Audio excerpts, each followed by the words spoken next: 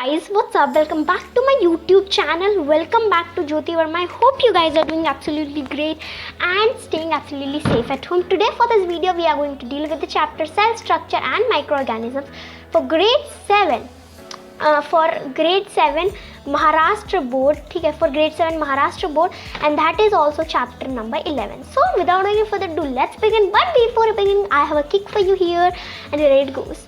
Learn from yesterday, live for today, hope for tomorrow. The important thing is not to stop questioning, by Albert Einstein. Now guys, let's begin with the session today. So let's recall from grade 6. ठीक है, grade 6 में आपने the living organisms का जो chapter number 2 था, chapter number 2 in science living organisms, उसमें cellular structure के बारे में पढ़ा होगा. ठीक है, सेल्यूलर स्ट्रक्चर कि हर एक लिविंग ऑर्गेनिज्म सेल्स से बना है. छोटे तो क्या यहाँ पे पूछा वही है कि what are the name of those minute components of which body of a living organism is made. So those minute components are your cells. ठीक है, वो सेल्स हैं. Is the number of these smallest units the same in all bodies of living organisms? No. Why no? Because there are two types of living organisms. These two types are unicellular living organisms and the second one is multicellular living organism. ठीक है.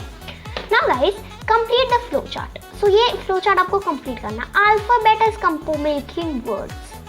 Alphabet is making words. Words are making sentences. Sentences are then making paragraphs. ठीक है, उसी तरह हमारी body में क्या हो रहा होता है कि यार cells are making tissues. A group of cells are known as tissues. Now these tissues are making organs and these organs are making your organ system. And these organ systems are together make up an organism. Example की बात आती है. So for example यार आपके जो cells होते हैं, the cells that you have, they are making your up your tissues. Tissues के क्या क्या examples आ गए आपके epithelium tissues आ गए, आपके connective tissues, आपके muscular tissues, nervous tissues. These are the 4 different types of animal tissues. Tissues plants में अलग होते हैं, एनिमल्स में अलग होता है. प्लांट्स में आपने पढ़ा होगा complex permanent tissues, simple permanent tissues. आपके ये है ना, आपको प्लांट्स में 2 टाइप्स के होते हैं, मेरिस्टेमेटिक एंड परमानेंट. तो ये सब क्या है, टिश्यूज हैं. अब ऑर्गन्स क्या है, ऑर्गन्स के एग्जांपल की बात करो तो आपका जो ह्यूमन बॉडी में आपके हार्ट हो गया, ये देख रहे हो, ये एक ऑर्गन है बेसिकली. आपका जो हार्ट है वो एक ऑर्गन है, आपका जो किडनी है वो एक ऑर्गन है, आपके जो लंग्स हैं वो ऑर्गन है. ठीक है, आपका जो लिवर है वो ऑर्गन है. By the way guys, for your information, let me tell you a very good fact that the liver is the most busiest organ in your body. It has 500 plus functions to perform and it is the busiest organ. Neither heart nor your brain is the busiest organ, but your liver is the busiest organ of your body. ठीक है, if I am not wrong. Organ system अब क्या है, organ system आपका क्या है, digestive system. ठीक है, एलिमेंट्री कनाल जो आपका कंफ्यूज कर रहे होता है, आपका सर्कुलेटरी सिस्टम. ठीक है, आपका digestive system, circulatory system, reproductive system, ये सारे आपके ऑर्गन सिस्टम्स है. Organism, you guys are organisms, animals and plants, we both are organisms, you and me are organisms. So these are what organisms are. तो ये पूरी body compose हुई है. तो इसी तरह जैसे कि ये फ्लो चार्ट हमने देखा, उसी तरह हमारे बॉडी में भी ये फ्लो चार्ट ऐसे चल रहा होता है ना. Who discovered cells? Robert Hooke discovered cells in 1665 as he was examining कॉक सेल्स. और उन्होंने ये स्ट्रक्चर देखा तब उन्होंने लैटिन वर्ड से नाम रखा सेल. और फिर living, the first one to observe living cells was Leeuwenhoek. ठीक है, ल्यूवेनहॉइक उन्होंने पॉन्ड में देखा था.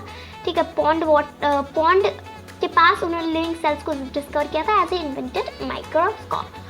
Now guys, let's deal with the cell theory. Cell theory was given by Sheldon and Schwann.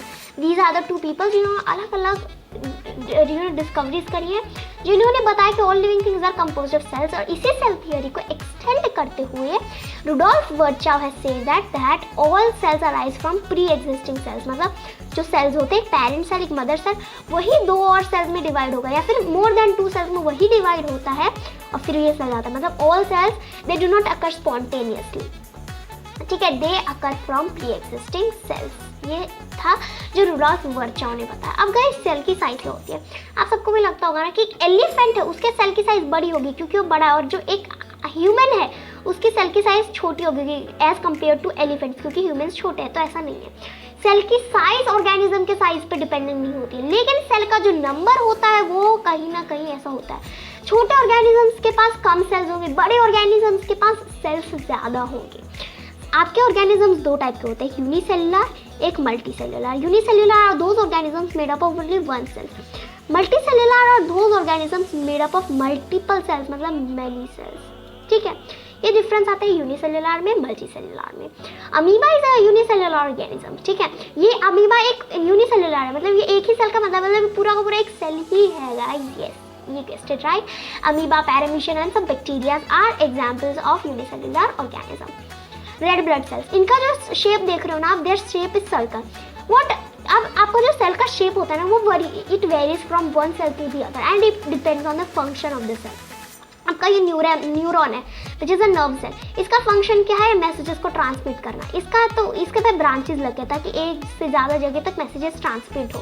तो फंक्शन पे डिपेंडेंट होता है कि उसकी साइज होगी। आपका स्पर्म देख लो, इसके पास ये टेल टाइप ऑफ स्ट्रक्चर है, क्योंकि इसको स्विम करना होता है, एक बॉडी से दूसरे बॉडी में एंटर करना है।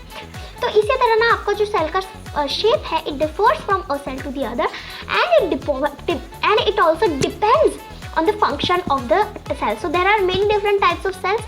ठीक है, अब गाइस अब देखो यहाँ पे ध्यान से देखो कि प्लांट सेल कैसा है, एक एनिमल सेल का कैसा है। तो this are the structure of plant and animal cells. तो प्लांट सेल में यहाँ पे cytoplasm, the fluid part of the cell, जिसमें सारे ऑर्गेनेल्स एंड साइटोसोल्स फ्लोट कर रहे होते हैं। दीज आर योर क्लोरोप्लास्ट, जो कि प्लास्टिड्स हैं। क्लोरोप्लास्ट क्या है, प्लास्टिड है, जिसके अंदर क्लोरोप्लास्ट हैव क्लोरोफिल, इन्हीं के पास होती है गाइस क्लोरोफिल, इन्हीं के पास क्लोरोफिल होती है और फिर क्लोरोफिल की वजह से फोटोसिंथेसिस पॉसिबल है। एंड सेल वॉल होती है जो कि प्लांट में एक एडिशनल लेयर होती है, that is made up of dead cells. ठीक है, फिर गाइस ऐसे ही animal cells, mitochondria that is power house of the cell, vacuoles जो कि storage sacs of the cell है, ईआर जो कि दो टाइप के होते हैं, एक आपका आरईआर आ गया, एक आपका एसईआर आ गया। ठीक है, जो कि क्या कर रहे हैं, they are synthesising the plasma membrane. Plasma membrane RER आपका सिंथेसाइज कर रहा है प्रोटीन्स एंड आपका जो एसईआर है वो आपका सिंथेसाइज कर रहा है लिपिड्स। ठीक है, ठीक है, तो ये होते हैं आपके nucleus, the control centre of the activities of the cell, जिसके अंदर फिर आता है आपका एक अलग से न्यूक्लियोलस। ठीक है, इतना जान लिया। अब ध्यान से देखो, तो सेल स्ट्रक्चर के बारे में बात करते हैं। Plasma membrane, the outermost covering of animal cell. Cell wall is the outermost covering of plant cell. Cytoplasm, the fluid part of the cell that consists of cytosols and organelles. Organelles are your ER, जिनके पास दो types होते हैं, RER and SER, जो Golgi apparatus, lysosomes, आपका mitochondria, vacuoles and plastids are the different organelles of the cell. Nucleus is the control center of the activities of the cell, and if we look at nucleus is also a organelle of the cell. ठीक है, तो ये सारे थे cell organelles के बारे में। Now let's deal with what exactly are micro organism.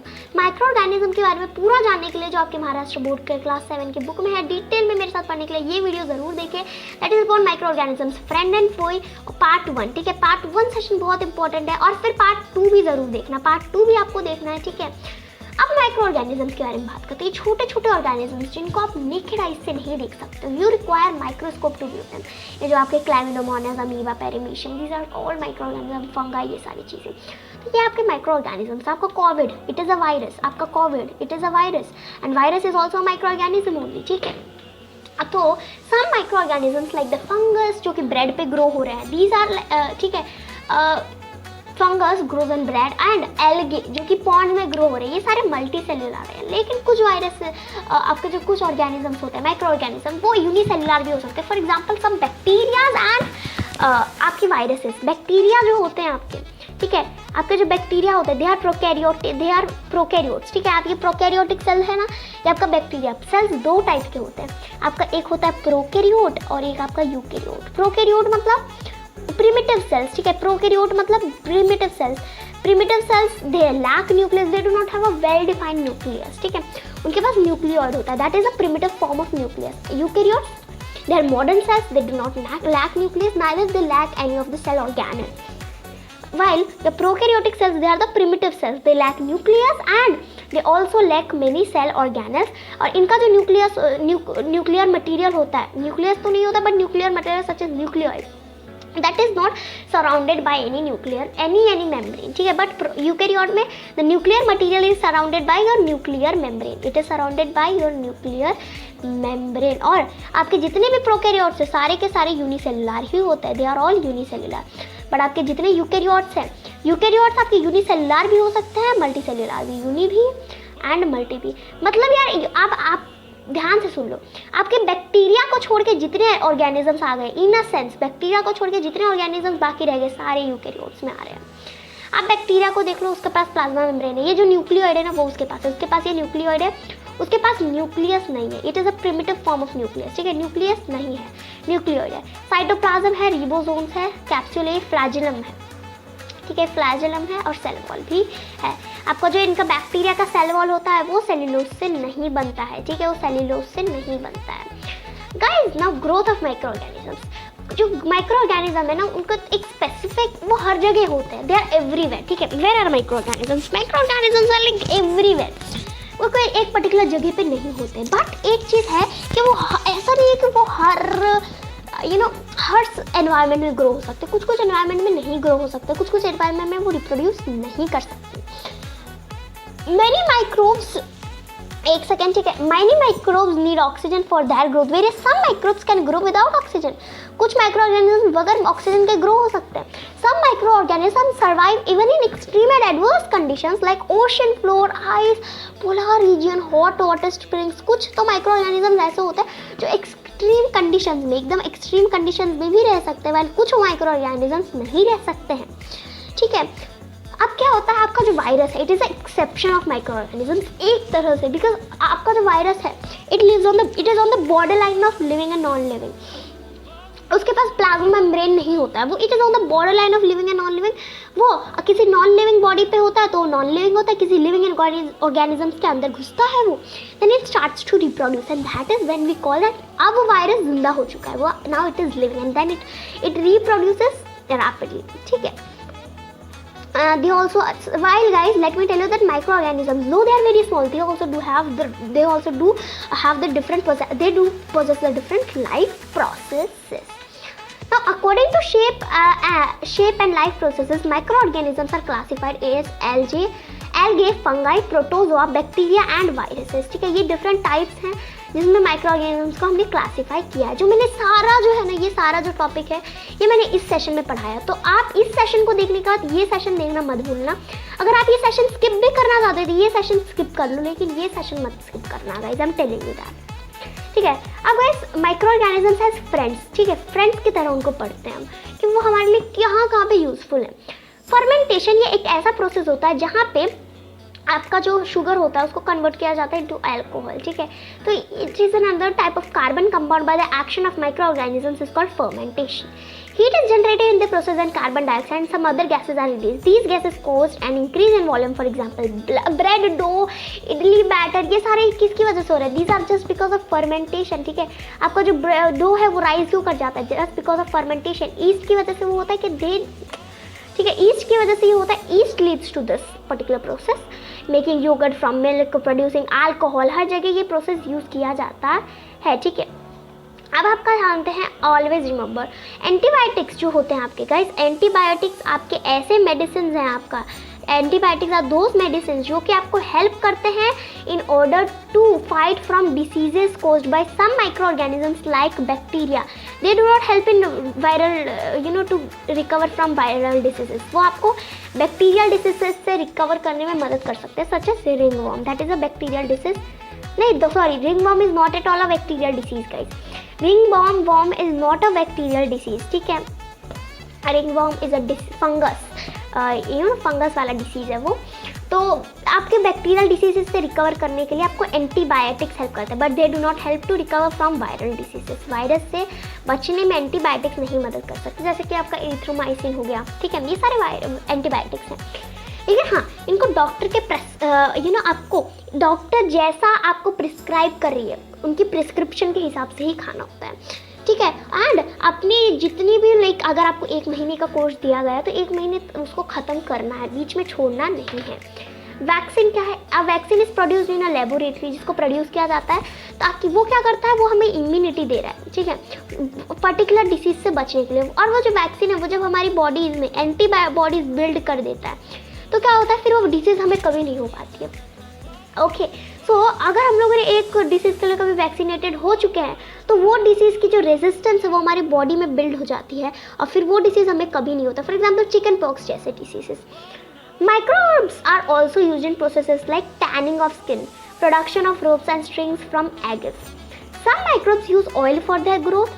Such microbes used to clear a layer of oil floating on the surface of ocean or lake formed due to leak spill to clear the oil slick. कुछ microorganisms cleaning के लिए भी use किए जाते हैं, ठीक है, जैसे प्लास्टिक. तो कुछ क्लीनिंग के लिए भी यूज़ किए जाते हैं, ठीक है. अब आपका जो ये सारी चीज़ें के लिए कुछ माइक्रो ऑर्गेनिजम्स क्लीनिंग के लिए यूज़ होते हैं. फाइन, कुछ माइक्रो ऑर्गेनिजम्स क्या किया जाता है कि आपका जो माइक्रो ऑर्गेनिजम्स है वो क्लीन कर रहे होते हैं ऑयली सरफेस को.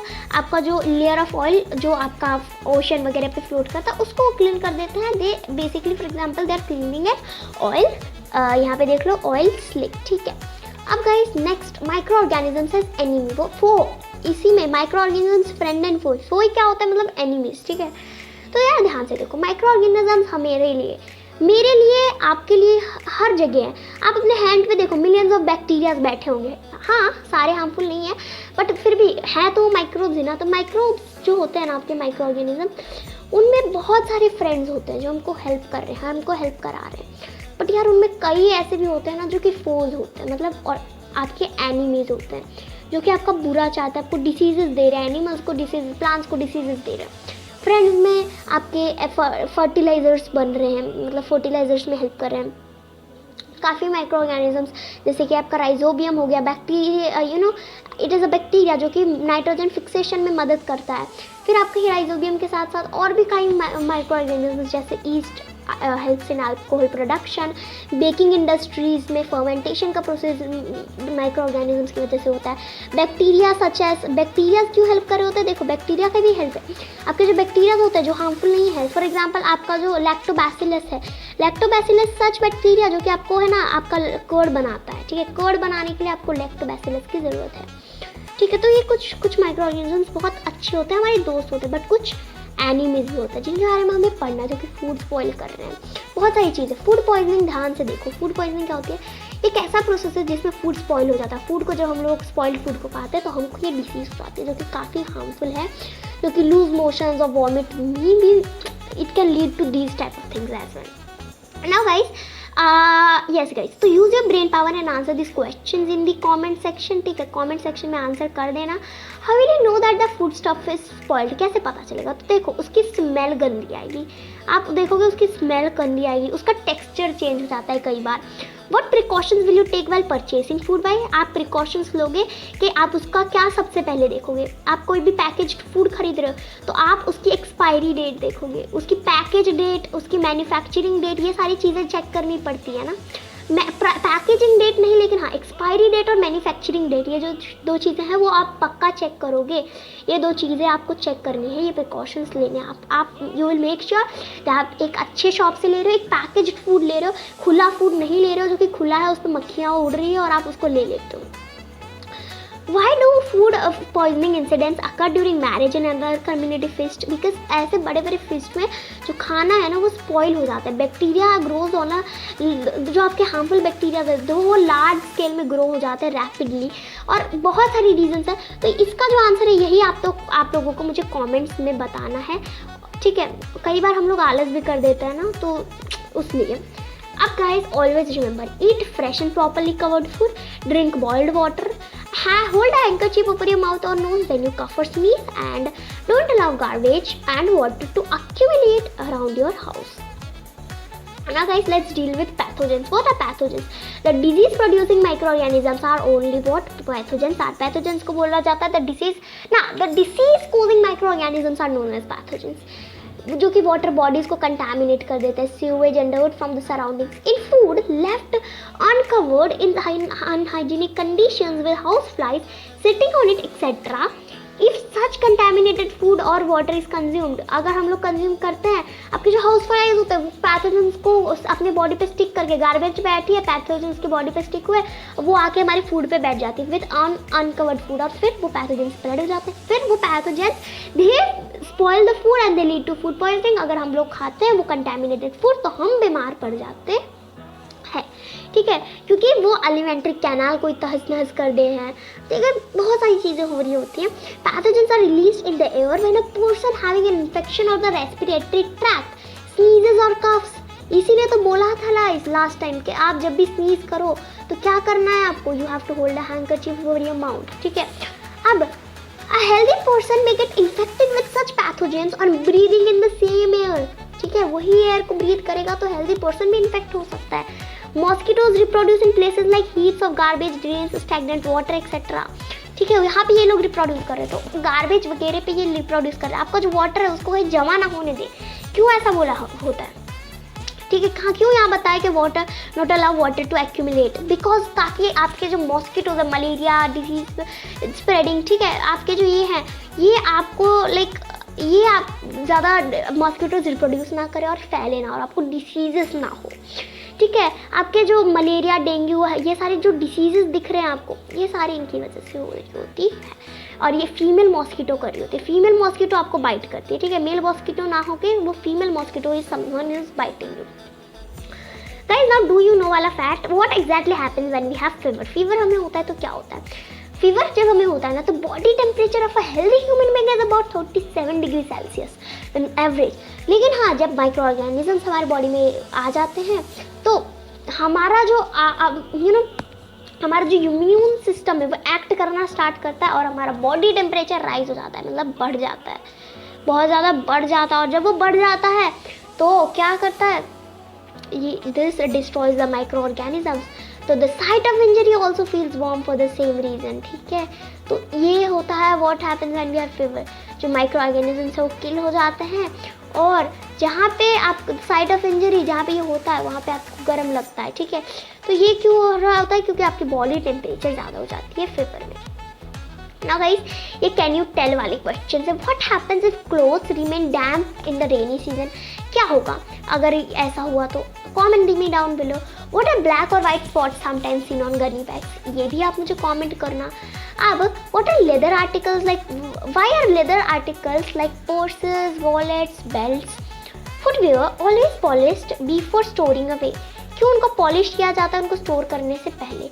What is powdery material found on old currency notes और ओल्ड रबर और पेपर, पाउडरी सा आपको करेंसी नोट्स पे, रबर वगैरह पेपर पे दिखता है, वो होता क्या है। अब आप इन सब का आंसर, इन सब क्वेश्चन का एक आंसर है, वो है फंगी, फंगी, ठीक है, फंगी है या फंगस बोलो। अब वो कैसे, क्या होगा, जब आपके क्लोथ्स डैम पे रहेंगे उनसे बदबू आएगी, जब इंटरेस्टिंग और उस पर उन पर कुछ ऑर्गेनिज्म ग्रो हो जाएंगे जिनको बोलते हैं fungi. Black and white spots जो आप गनी बैग्स पे देखते हो, they are nothing but a fungi, ठीक है। आपके लेदर आर्टिकल जैसे पर्सेस, वॉलेट्स, बेल्ट्स, फुटवेयर, इनको पॉलिश इसीलिए किया जाता है ताकि उन पे फंगी ग्रो ना हो, फंगी से ग्रोथ बचाने के लिए। पाउडरी मटेरियल जो आप देख रहे हो तो ओल्ड करेंसी नोट्स और रबर पेपर वगैरह पे, तो ये फंगी ही होता है गाइस। ये सब क्या हो रहा होता है, ये फंगी होता है। Fungi is an another type of micro organisms जो कि इस तरह से इन पे ग्रो होता है। असाइनमेंट की जब बात करें तो this entire exercise is your assignment. What is a cell? The cell is the basic structural and functional unit of life. Name the different organelles in a cell, तो वो आप नेम कर सकते हो, जैसे कि माइटोकॉन्ड्रिया, प्लास्टिड्स हो गए आपके, वैक्यूल्स, ठीक है, chloroplast is yet another plastid only, तो ये सारे आप नेम कर सकते हो, lysosomes, nucleus.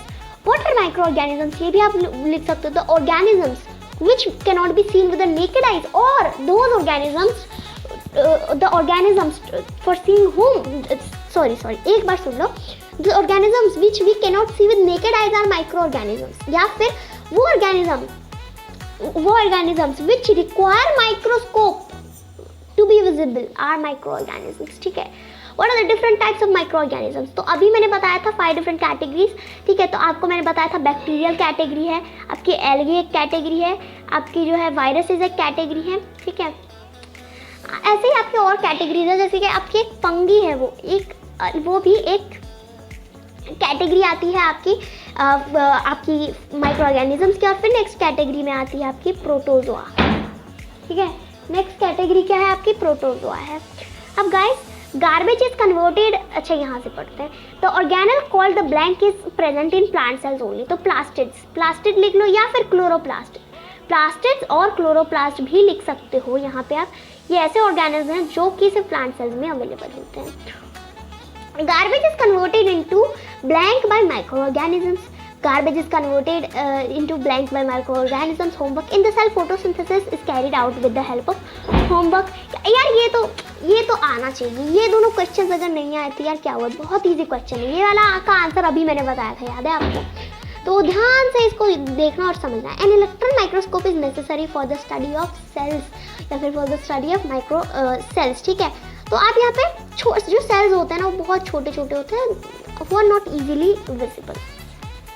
What is the difference between us, plant cell and animal cell? इनका डिफ्रेंशिएट करना है. क्या डिफरेंसेस हैं? तो स्ट्रक्चर बेस्ड आप कर सकते हो homework. Prokaryotic and eukaryotic cells. इनका मैंने पूरा डिफ्रेंशिएट करके आपको एक स्लाइड में बताया, तो वो देख लेना. ठीक है. Sketch and describe in your own words the plant cell and animal cell. ये भी आपका स्ट्रक्चर वाले में आया था, मैंने करा दिया है homework. Explain the uses of the harmful effects of micro organisms. ये भी मैंने आपको बताया है, ये भी होमवर्क. ठीक है. गिव रीजंस की बात करते हैं. Diseases spread on a large scale during periods of heavy rainfall and floods. ऐसा क्यों होता है? तो ये सारी कुछ चीज़ें हैं जो हमने मतलब आपको आंसर करने हैं. ठीक है, तो ये आपका असाइनमेंट है इन ऑल, तो आप ये कर लेना. Yes guys, so we have completed an entire chapter. Proud to do that.